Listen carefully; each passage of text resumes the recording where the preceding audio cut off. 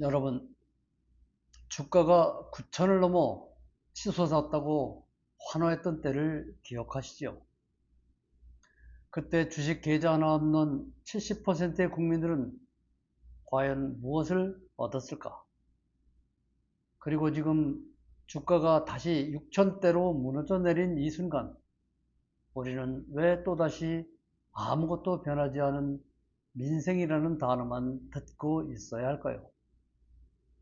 오늘 우리는 덮어두려 하는 차가운 진실을 마주하려 합니다. 대통령은 늘 민생 문제, 즉 우리가 먹고 사는 문제를 가장 먼저 챙겨야 한다고 말합니다. 참으로 따뜻하고 듣기 좋은 말입니다. 하지만 여러분, 상식이 완전히 뒤바뀌었습니다. 우리 국민이 이재명이라는 사람을 대통령으로 세운 진짜 이유가 단순히 내 주머니에 돈 몇 푼을 더 쥐어달라는 뜻이었을까요? 아니죠. 결코 아닙니다. 그가 알고도 모르는 척 덮어두는 사실이 있습니다. 대통령이 자신의 노력으로 주가를 올렸다고 믿는 것은 대단한 착각이죠. 주식시장은 대통령이 마음대로 올리거나 막을 수 있는 곳이 아닙니다. 만약 그럴 수 있는 능력이 있었다면 주가는 9천이 아니라 그보다 훨씬 더 높이 올랐어야 하고 지금처럼 6천대로 7천대로 떨어지지도 말았어야 합니다.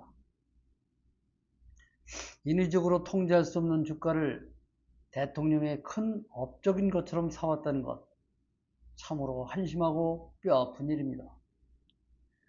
2026년 1월 22일 코스피가 장중 사상 처음 5천선을 돌파한 날, 당시 정청래 대표가 조국혁신당과의 합당을 공식 제안했습니다. 당일 흐름을 보면 오전장에서 코스피가 처음으로 5천선을 돌파, 같은 날 오전 9시 50분경 정청래 대표가 예정에 없던 긴급 기자회견을 열어 조국혁신당의 합당을 제안하던 날, SNS에도 코스피 5천 시대의 꿈은 이루어진다. 이재명 정부의 성공을 위해 함께 가자는 취지의 글을 올린 뒤 기자회견을 진행했습니다. 이 때문에 당시 민주당 내에서 왜 하필 코스피 5천이라는 상징적인 경제 성과의 날에 합당 이슈를 꺼냈느냐는 비판이 제기되는 웃지 못할 코미디가 나왔습니다. 여권 내부에서 시기 선택에 대한 논란이 있었습니다. 이후 정청래 대표는 이 비판에 대해 그날 코스피가 5천이 될 줄은 몰랐다며 의도적으로 경제 이슈를 덮으려 한 것은 아니었다고 설명하는 웃기지도 않는 용비어천가를 부르짖는 천국이 벌어진 것입니다. 대통령은 지지율이 떨어지는 것은 겸허히 받아들인다고 말합니다. 하지만 정작 자신의 치적으로 삼았던 주가가 6천으로 무너진 것에 대해서는 단 한마디도 하지 않습니다. 그저 열심히 하고 있는데 잘 안됩니다. 상대적 박탈감을 느끼고 있는 국민을 위한 대책을 준비 중이라는 말로 모든 책임을 부드럽게 덮으려 하고 있습니다. 민생은 결코 말로만 외친다고 되는 것이 아닙니다.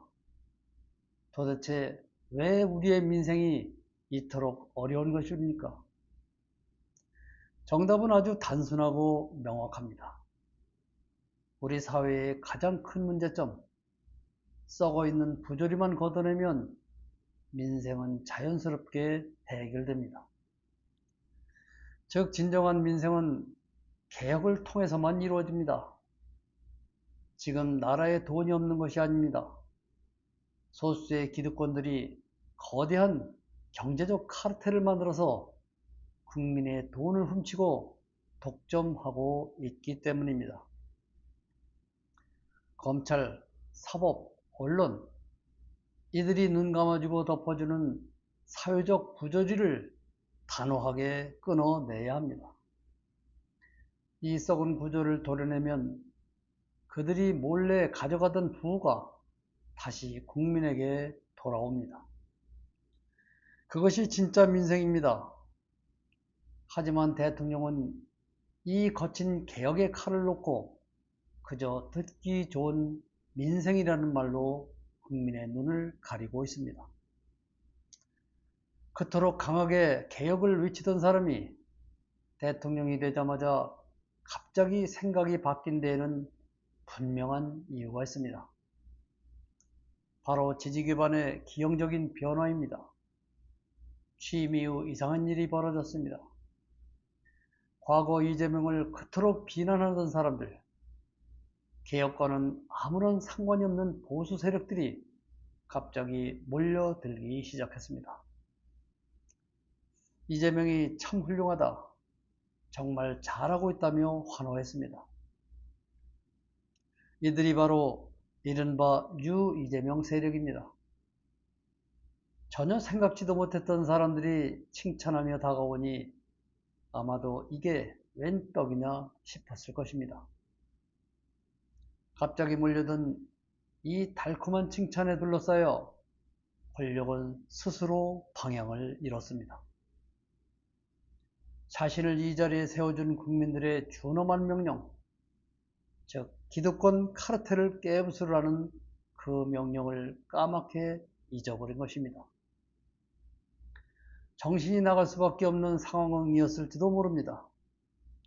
하지만 지도자라면 그 달콤함에 취해 길을 잃어서는 안 되는 것이었습니다.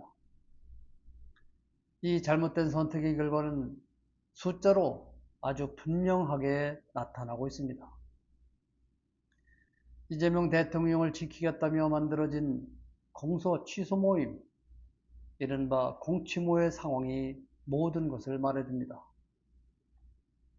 그 숫자는 70여 명 선으로 줄어들었습니다. 이 숫자가 줄어들었다는 것은 무엇을 의미할까요? 내부에 힘이 빠지고 있다는 뜻입니다. 동력이 식어가고 있다는 아주 차갑고 무서운 경고입니다. 개혁을 포기하고 안주하는 순간 지켜주려던 사람들조차 하나둘 등을 돌리고 있는 것입니다.